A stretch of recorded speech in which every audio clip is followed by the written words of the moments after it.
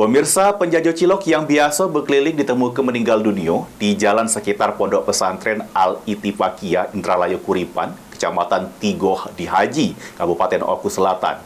Dari pemeriksaan diketahui korban meninggal akibat terkena serangan jantung.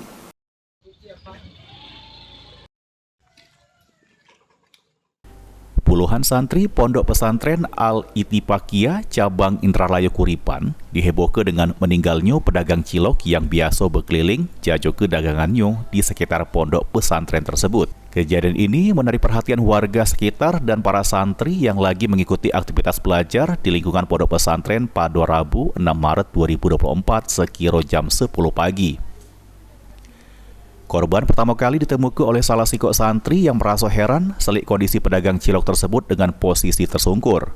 Sehingga santri tersebut melapor sama gurunya dan selanjutnya pihak pondok pesantren manggil kepala desa untuk melakukan penanganan kepada korban.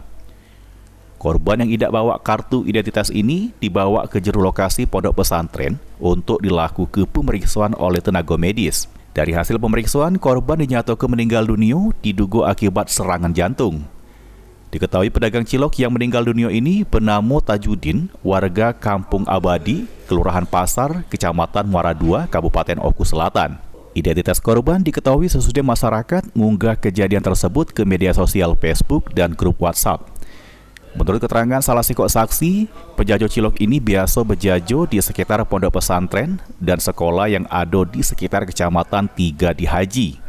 Ini korban sudah diserahkan sama pihak keluarga dan sudah dimakamkan.